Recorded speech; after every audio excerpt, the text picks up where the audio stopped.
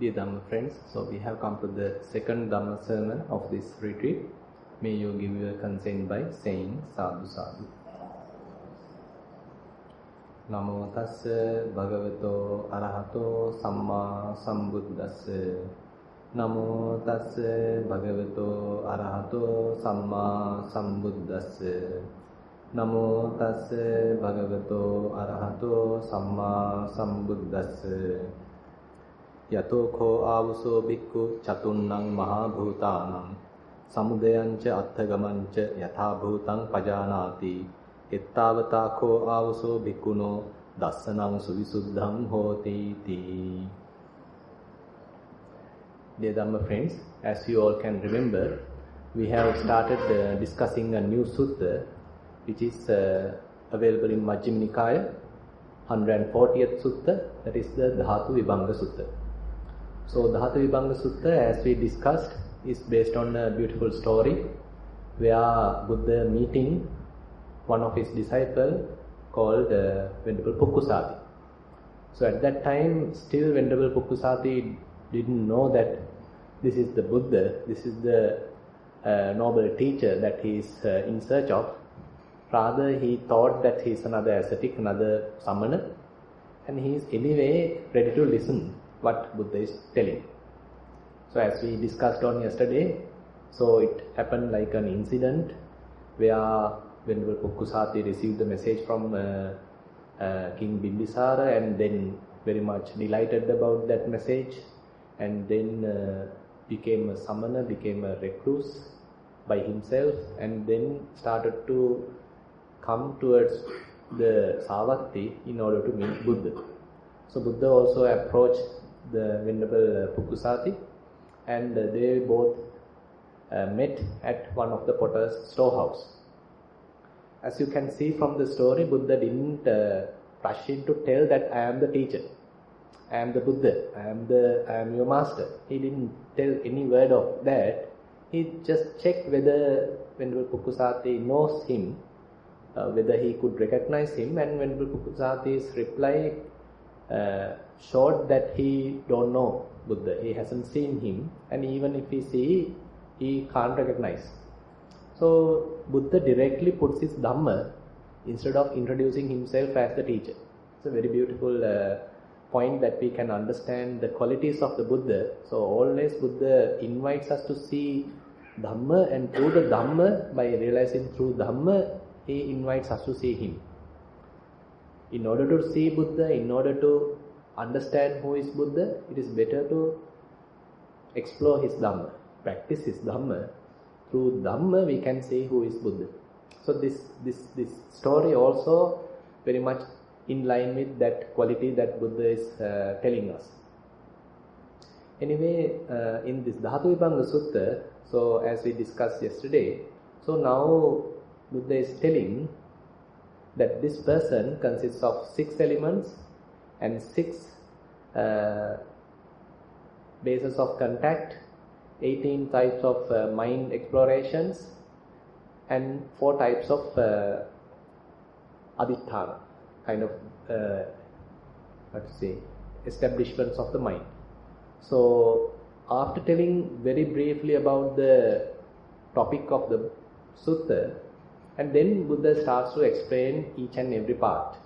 First he explained what are the 4 elements, rather the 6 elements. So the first element is the earth element, second water element, third air element, fourth fire element, fifth space element, and the last consciousness element. So typically we used to say 4 elements, but here you can see Buddha is telling that this person, so-called person, is nothing but 6 elements. So all the material as well as the immaterial part is included in all 6 elements. You can say the 5 material part and 1 immaterial part, that is the consciousness. So yesterday we discussed what each and every element are. So basically Buddha is giving very easy to understand explanation, definition to each element. So earth element, he is explaining that this body consists of 20 components, 20 parts. To be exact, it is 19 parts mentioned in the sutta. starting with head hair, body hair, like that. The typical first 19 parts available in what we used to say as Dvattinsakara, Kesa, Noma, Naka, Danta, Tacho, like that. Some of you may know that. So the first 19 elements, 19 parts are Buddha is telling that this is the internal earth element. Similarly, the water element, he is telling that there is another 12 parts, blood, pus, urine, like that. There are certain watery parts available in our body, so that he says is the internal water element. Similarly, the internal fire element, so the digestion, the decaying, aging process, then the body warmth, the temperature maintenance. So all these are done by the fire element, so that is the fire element available internally in the body. Similarly, air element, so there is some upgoing air, appears like say hiccups, vomiting, so that kind of air coming towards upper direction, and again there is the downgoing air element. Similarly, the movement of limbs are supported by air element, and the movement in general is to the air elements, and all these are air element available internally in the body. Then the space element are the orifices inside the body, like the mouth, nostrils, the empty stomach. So likewise, there are certain places where none of the main 4 elements are absent, and that is where the space element available. So this is a very straightforward explanation that Buddha is giving, and we all can understand that. And giving this kind of explanation is also very useful, and Buddha hasn't gone to the very like today's modern science. So we are going to somewhat very sophisticated, very extreme like level, analyzing matter, analyzing atoms, and going to subatomic particles and all such very sophisticated detail. And Buddha hasn't gone to that level. It also may have a reason, because his teaching is aimed towards dispassion, not a kind of a scientific approach in today's terms. So in the science, the mind is drawn too much to the external side, and we are being carried away to the external, and we can't find an end to that. But in the Buddha's explanation, always giving some indication that ultimate result is some kind of a dispassion. Not sort of we get carried away, we get caught up with the explanation, we get caught up with the information. Rather is giving us a different idea, different view of our so-called body, so-called person. So typically we tell in the conventional terms that there is a person, he is a man, she is a woman, like that. We are giving names. So like that we get trapped in the convention. So we have already discussed certain of these points where we are sort of, in order to communicate among ourselves, we generate words, sentences, languages, and different terminologies, conventions. So there are so many things that we have generated, and those concepts ultimately consume ourselves. Actually, we generate those, or we created them in order to facilitate the communication, but unknowingly we think that is the reality. The convention we take as the reality, concepts we take as the reality. So Buddha's teaching help us to penetrate this illusion, and again coming back to the reality. So that is why even at the conventional level, so Buddha is now trying to give us some proper or correct perspective, correct understanding about this body. Even at the conventional level, even though we say this as my body, or this is me or myself, Buddha is telling no, this body consists of say about 19 solid parts, another 12 watery parts, and some more airy parts, and some more fiery parts. So when we think like this, so rather than we get trapped in the compactness, taking this body as one unit, we now look at it in a different view, a different angle, thinking that this body consists of various components. It's a kind of a package of so many things. It's not just one unit. Every component has its own function, and they are in a very good coordination to each other, and everyone is contributing to the well-being of the body. So you all there may be here some one who are very much familiar with this anatomy and all these things. So I am not going to any of these details. So anyway, so you can see that the Buddha is giving that kind of that sort of understanding. So this body is not just one unit, one compact thing. Rather, it consists of so many components. So even at this level, if we start to look at in rationally, logically, we can feel some difference in ourselves.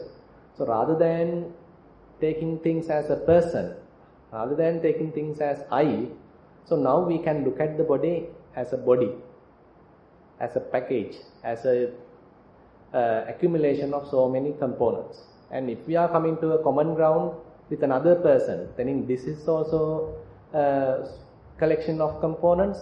That other person also is collection of various parts, and then there is no big difference. And then we can, as we discussed, we can sort out so many questions, so many problems, because when we individually identify ourselves as someone superior, someone more important than the other person, then it leads to so much of conflicts. But if we understand that here also so many parts, and there are also just so many parts, and all are repulsive, and all are subject to change, and all are sort of decaying and ultimately disintegrate, then we can come to a very innocent, very simple kind of mind. So even at this level, therefore, it is very helpful, and therefore this in Asubha Bhavana, what you call the Dvattinsakara, so this is very useful. That is the way it is being practiced. Say if someone has some lustful mind, feeling that this body is very beautiful, very attractive, or someone else's body is very beautiful or very attractive. So if one starts to practice this meditation, thinking this body is nothing but 32 parts, consists of repulsive components, then that burning lust starts to decay, starts to disappear, because we get a proper understanding, real understanding about the body. But in teaching, so we have to go beyond that. So it is still in the conventional level. When we are telling, okay, head hair, body hair, lungs, heart, blood, urine, all this still in the conventional level. We have given different names. Still we are in the conventional level.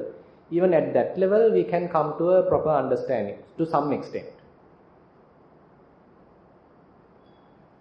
And to go a little further, Buddha is telling this rupa, this form, has to be seen as something transformed, as something deformed, with cold, heat, with say mosquitoes, flies, hunger, thirst, contact with flies, mosquitoes, wind, sun, so like that. So if you consider this form, Buddha say, the term rupa, Buddha says has some meaning. Rupatiti ko bhikkave rupang vadeti. So there's this definition of rupa has come from rupati. That indicates that this body is deformed, is subject to change. It can't stay as it is. And through which it's subject to change, those causes are not that difficult to understand. Those are again very easy to understand. He says, now when too much heat happens, so this body can't stay. It starts to sweat. And again, if it too much cold happens, again it can't bear it. When mosquitoes are there, again we get troubled. When flies are there, again the body get troubled. If the body feels hungry, again it is not balanced. If it get thirsty, again it is not balanced. So you can see this body is very fragile. Even though we claim it as I, this body is very fragile. So you need to, every day you have to maintain it. Every day you have to wash it. Every day you have to remove the dirt from it, urinate, defecate, and again feed it. And you have to maintain it. It's a heavy load that we all have, because this is something that we have to maintain. And if we don't maintain it, again it gives too much trouble. And as an infant, we are extremely helpless. So we totally depend on our parents, especially our mother. She has to feed us. So likewise, so many sort of dependencies are there, especially as a baby. So again, as you grown up, still we don't know how to behave, or what is good, what is bad, and what is good, nutritious, or what is helpful, we don't know. So again, we have to depend on our parents, with our teachers, in order to know what is useful to this body. Again, being a youth, sometimes we may feel, okay, everything is good, I am so powerful, I am the strongest, and everything happens according to my wish. So we get to that kind of a delusion. So again, as you become more elderly, then the body starts to giving us little troubles. So this aches, that aches, back pain, knee pain, head pain. So all the pain starts to appear. So as you further growing, as you become old, the trouble becomes very severe. So even to the level that you can't move the body by yourself. So we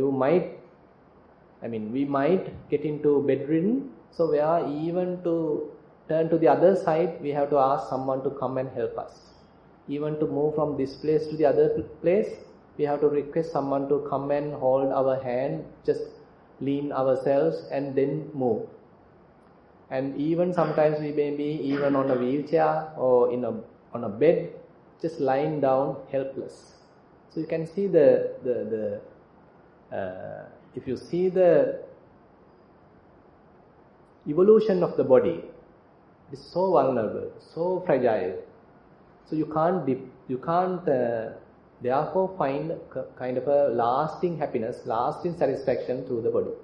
So there are certain suttas therefore mentioning this body as kind of a vadaka, like a murderer, because at the beginning it appears like a friend, but ultimately it giving us a lot of trouble, giving us too much trouble. So therefore it is sometimes giving, giving the analogy to a murderer, like a vadaka. So anyway,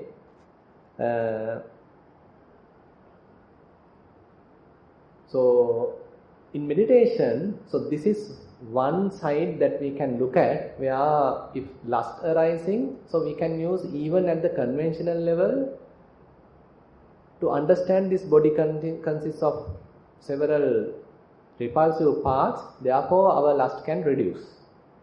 The mind can come to a typical normal state. But further we can explain, in Dhatu Manasikara, Buddha is taking us more deeper. As we discussed on yesterday, typically we take this body as me or mine or myself, and as a person, as a man, as a woman.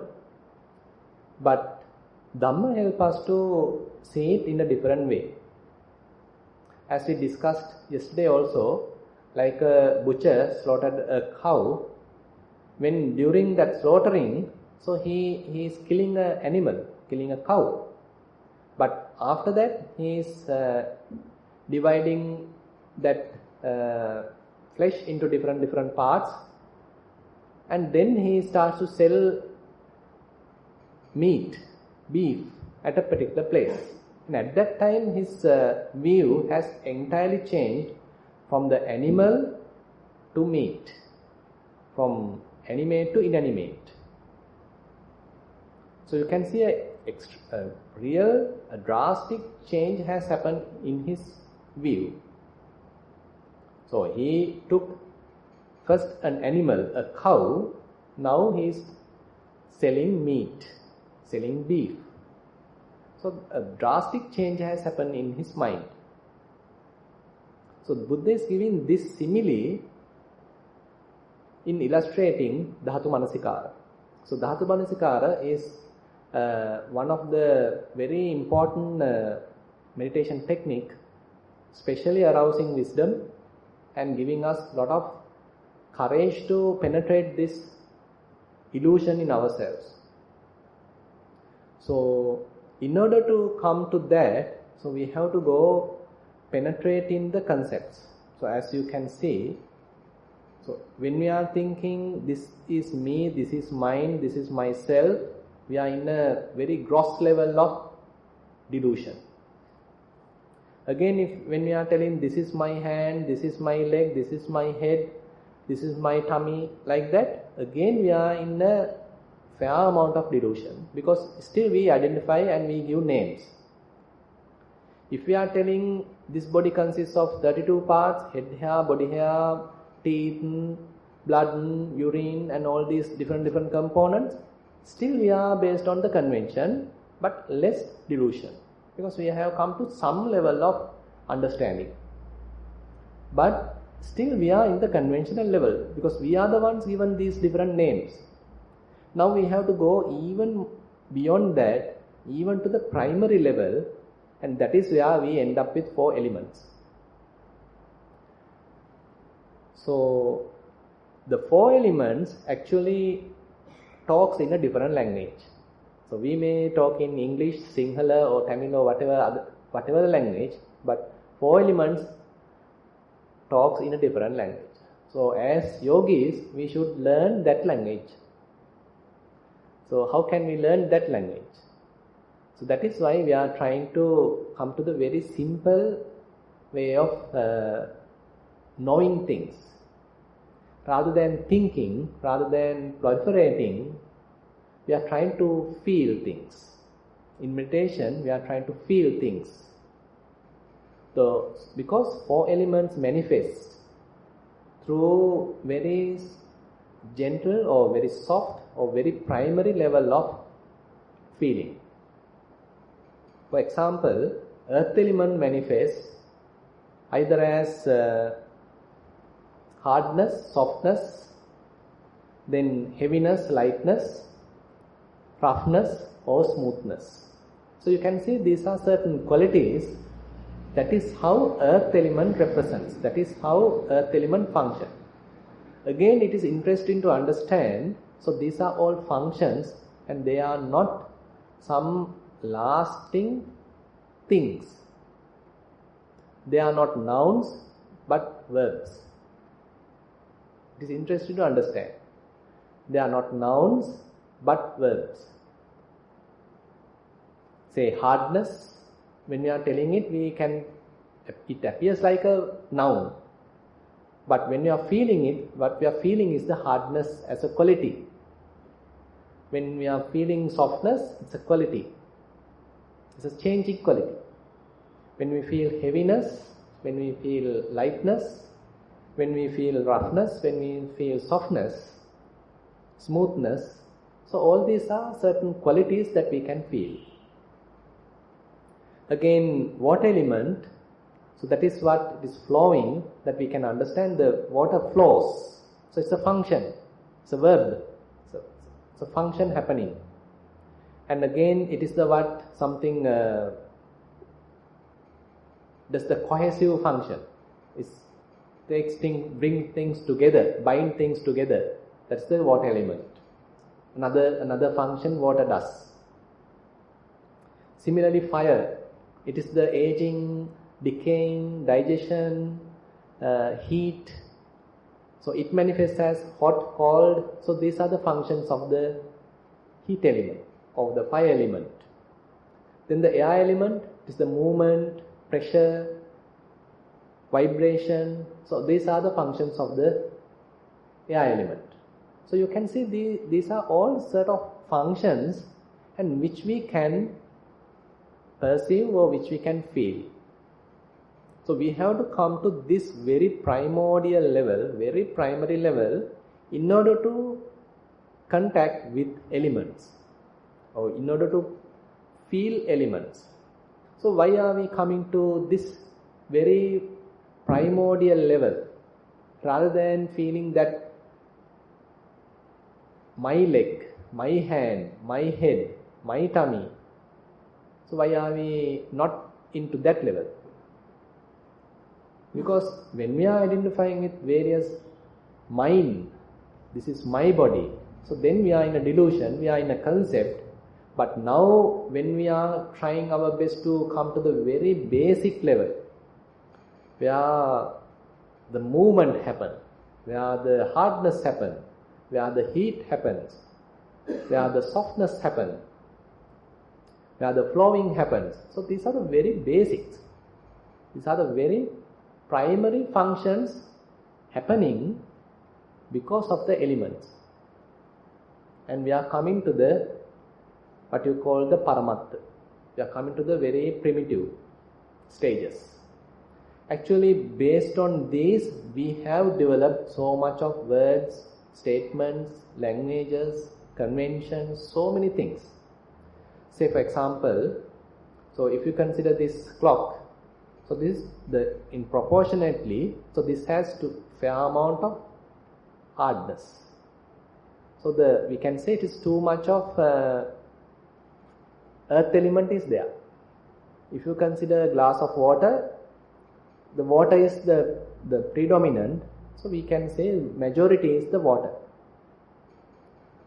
But if we are telling the name, this clock, now again we are going to the concepts.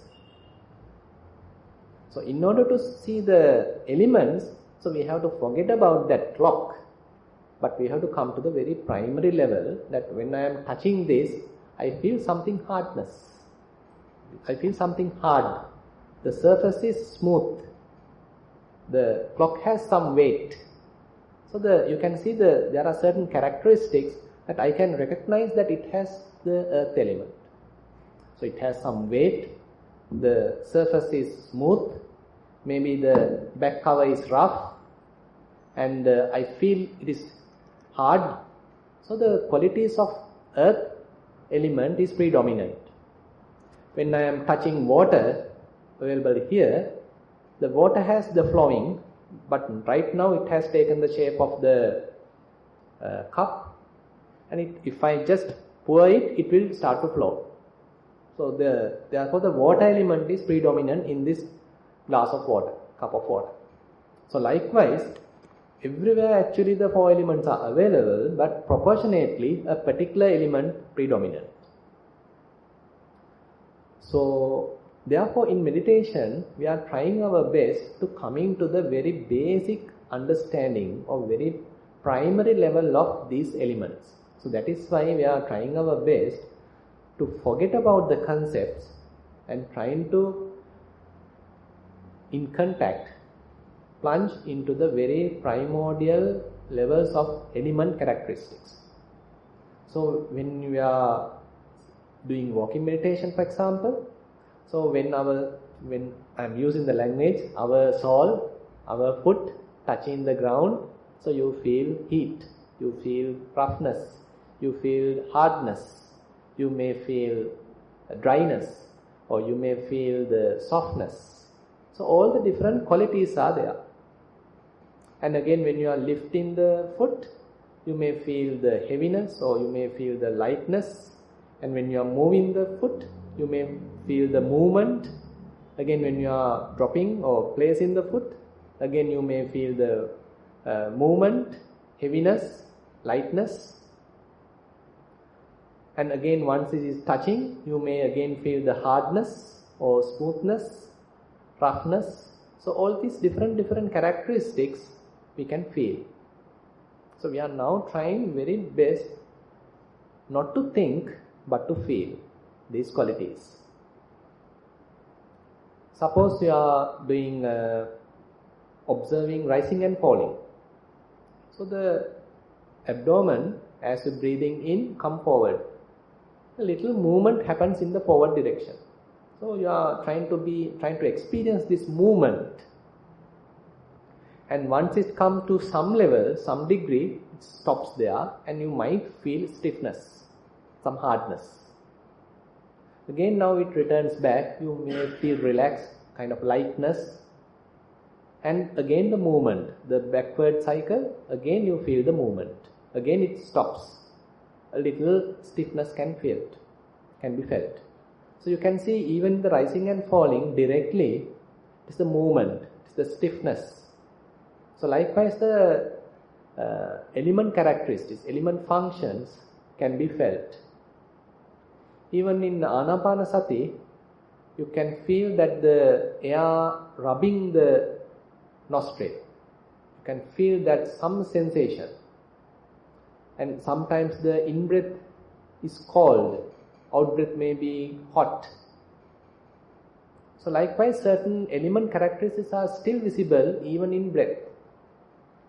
So it is actually the air element mostly, but still some other element characteristics are available there. Now heat, cold are fire element characteristics, not air element. But in the in-breath and out-breath, mostly the air element is predominant.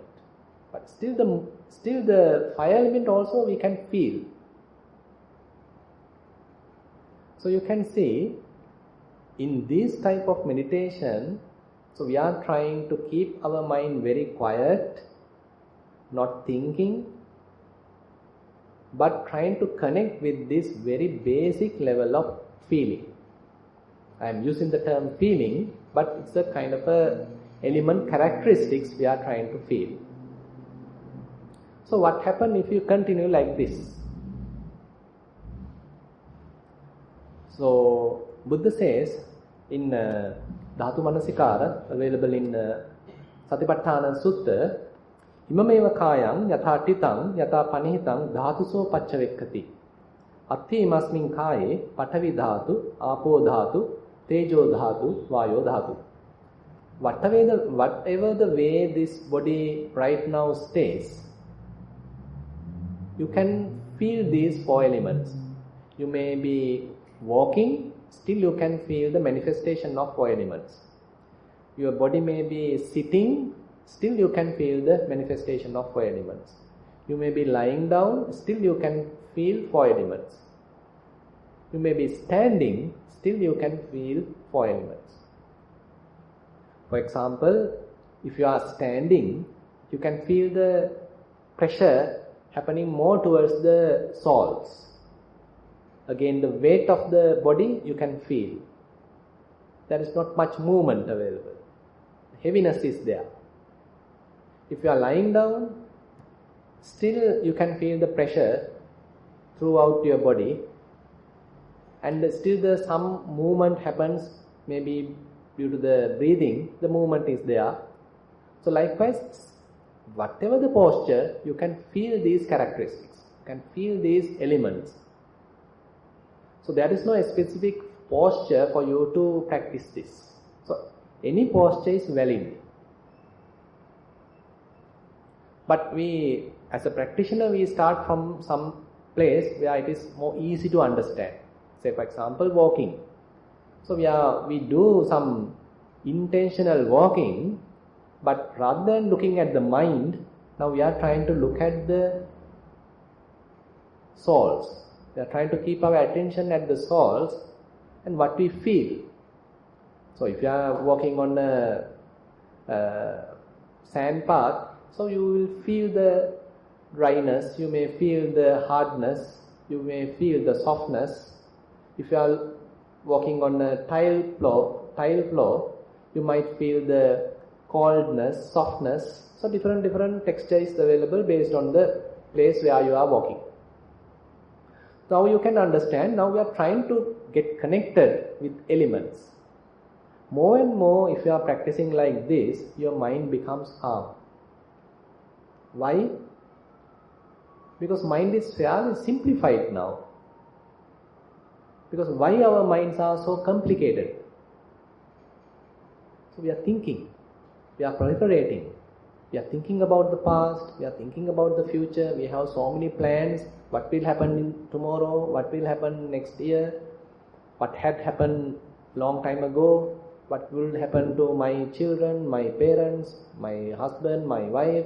We are thinking. But now we are trying to feel very basic things.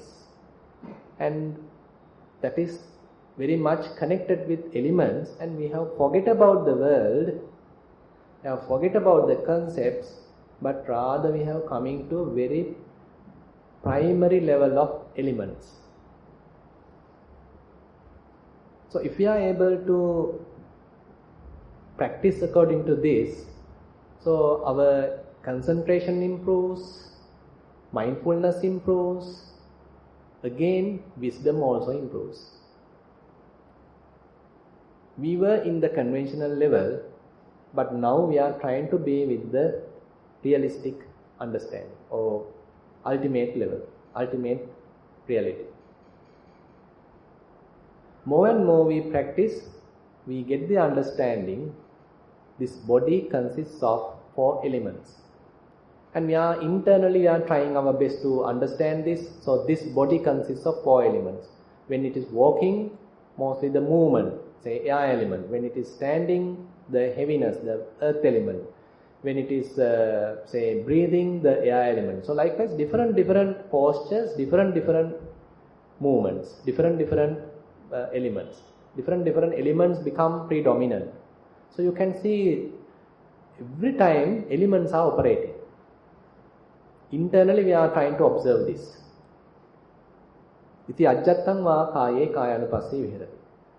So more and more you realize this, that this very body consists of 4 elements, then how about another one's body? It is the same. Similarly, an external body, someone else's body, also nothing but 4 elements.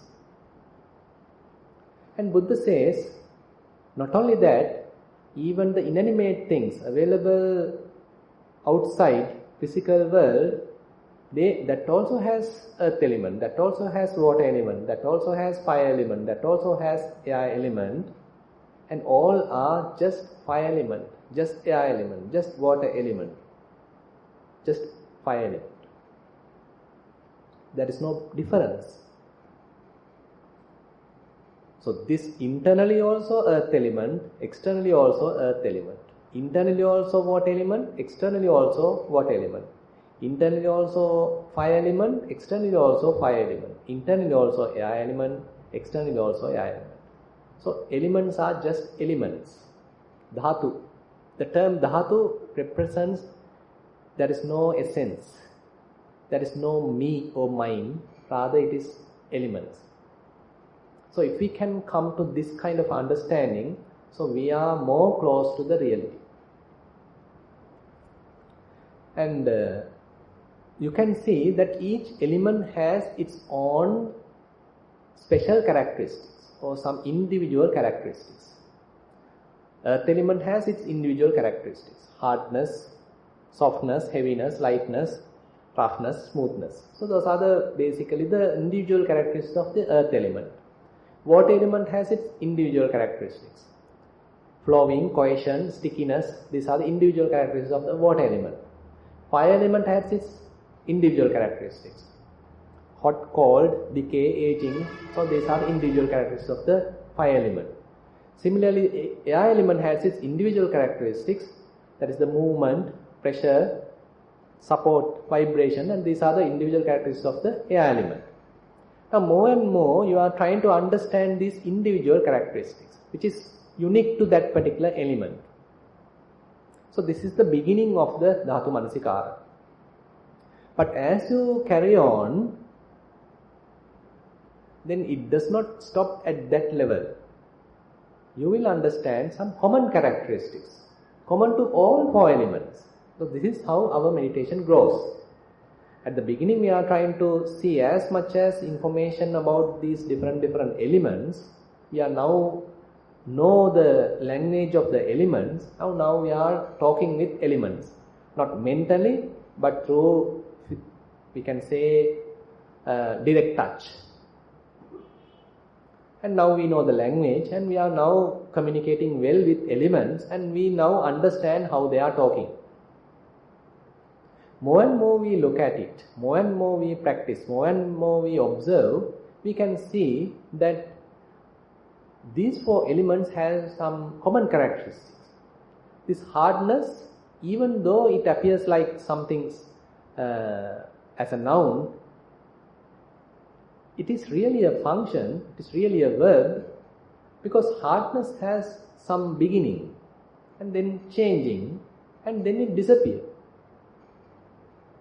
Smoothness has some beginning, some change, then disappear.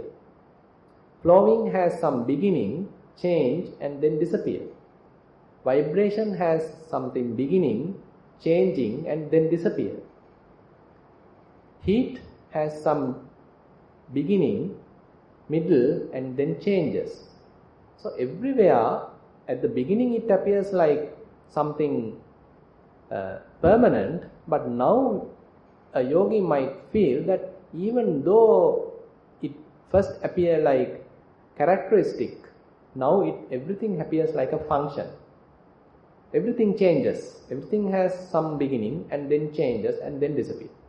So one would look at now 4 elements not with individual characteristics but with common characteristics. So Buddha says, Samudaya Dhammanupasseva Kayasmin Viharati, Vaya Dhammanupasseva Kayasmin Viharati. One would start to look at this arising nature of these elements.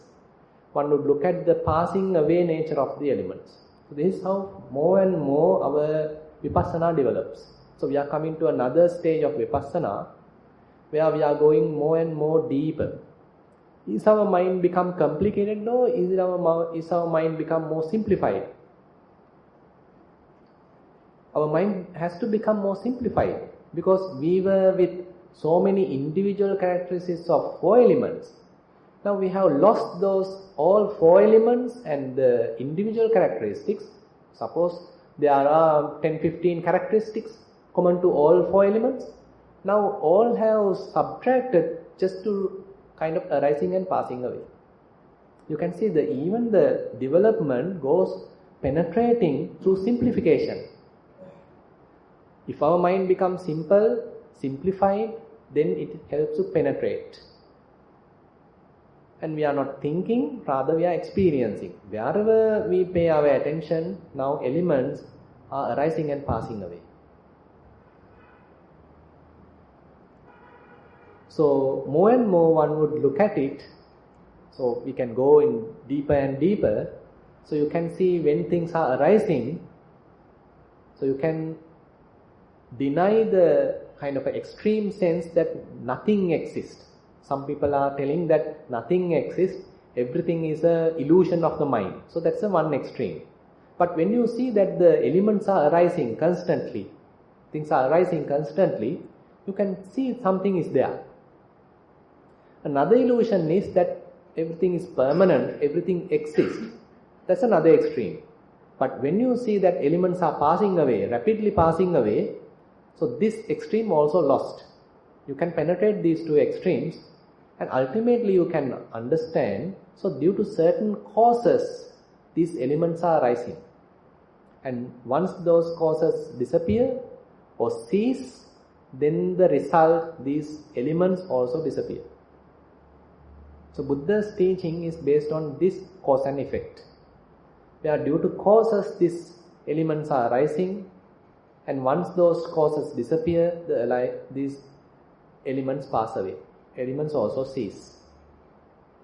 More and more mind become refined, more and more truth become available, more and more insights going to happen, and more wisdom going to arise.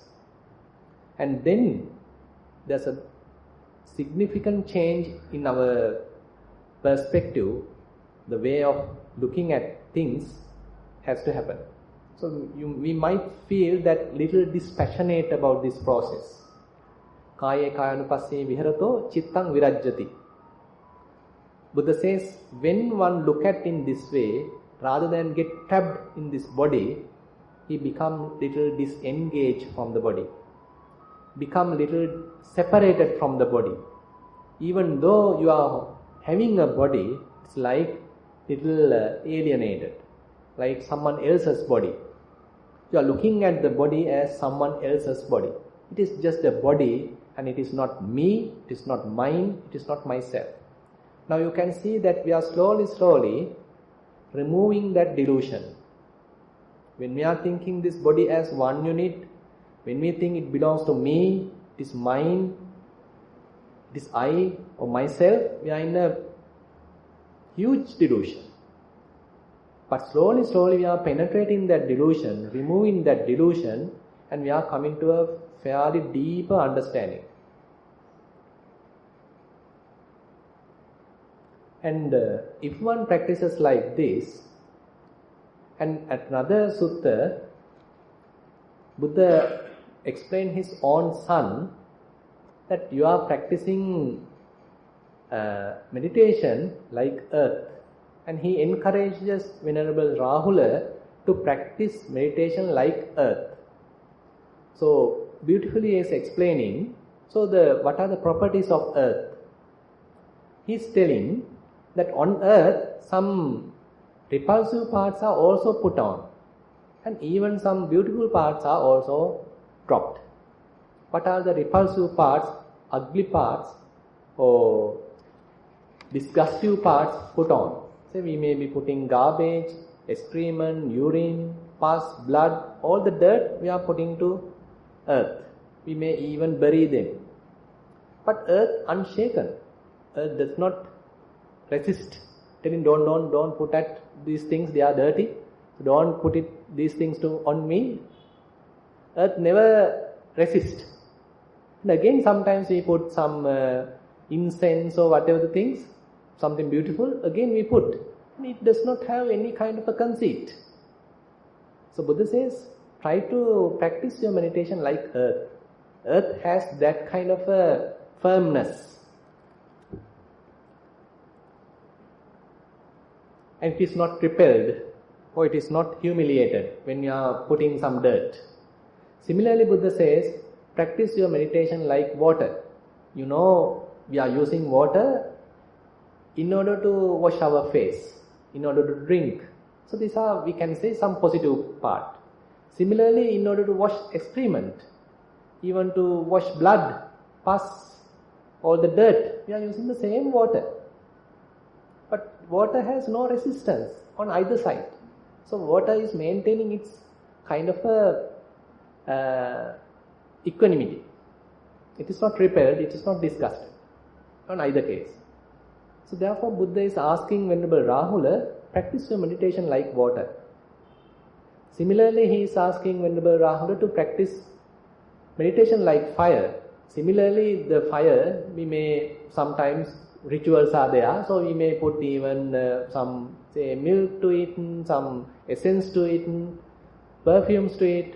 You know, the fire rituals are there, so something beautiful is put it to fire. So fire is not get conceited.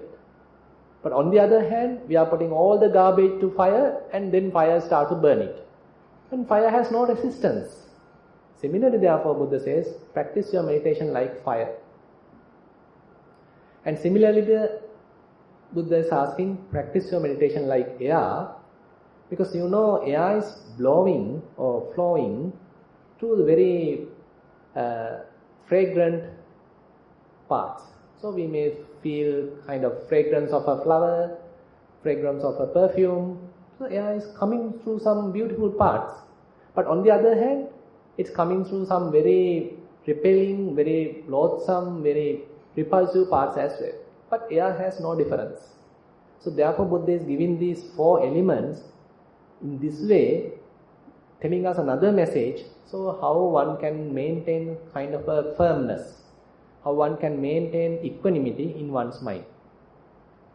This information actually comes in Maharahulawada Sutta. where Buddha is advising to his own son. And if one practices more and more according to this teaching, so your mind becomes collected. Rather than it going out, it likes to stay within yourself. Internally, it likes to stay. Ajjattameva chittang santittati, sannisidati eko dihoti samadhyati. Typically, our mind likes to go out and get distracted. But more and more you look at these different element characteristics, more and more you look at the common characteristics, more and more mind starts to stay within. And it happily stay within. You don't need to push it now. You don't need to forcefully keep it. Rather, mind itself start to keep within, stay within. And then Buddha says, now the drastic change has happened in our perspective. He says, Atthikayoti va panassa sati pacchupattita hoti. Now there is body. It is not me, it is not mine, it is not myself. There is body. Just 4 elements. Yavadeva jnanamattaya patissati mattaya anissitocha vedati. Nachakinchi loke upadi. So now he is using body in order to develop wisdom, in order to develop mindfulness. And as much as possible, he is trying to be free from defilements, he is trying to be free from grasping objects, and rather he is trying to be more mindful, maintaining sort of an independent mind. Actually, the deeper sort of understandings happen when one becomes fairly dispassionate about the body. It is not some kind of a negative, disgusting feeling. Rather, through the understanding, through wisdom, one understand it is just 4 elements, and in a particular time, the mind can release grasping. And at that time, mind can manifest without an object, and then mind can be mindful without an object. So, if one is able to come to such a state, then one will understand it is possible to maintain mindfulness even without an object, and he has accomplished that through merely or entirely by going through Kayanupassana, by going through Dhatu Manasikara. And Buddha says that is also possible, and Kayanupassana is not just a beginner's work, it is rather taking us far deeper. And in many suttas, Buddha encourages us to develop mindfulness based on the body. And he says in Anguttara Nikaya Kayagata Sati Vagga, he says that one can attain stream entry, one can attain once returner, one can attain non-returner, and one can even attain arahantship just merely by practicing Kayagata Sati. That is the Kayanupassana. Whatever the meditation based on the body. So that encouraging remark helps us to come back to this body and using this body in order to develop mindfulness, in order to develop wisdom. So you can see, even though right now or previously we were using these bodies to develop unknowingly defilements, still there's a possibility which is possible to use this body to develop wisdom, to develop mindfulness, to develop spiritual qualities. So let's try our best to use these bodies to develop mindfulness, to develop wisdom, and using this very body, we can be free from samsara. So having that final remark, I will conclude today's Dhamma sermon. Thank you very much for listening.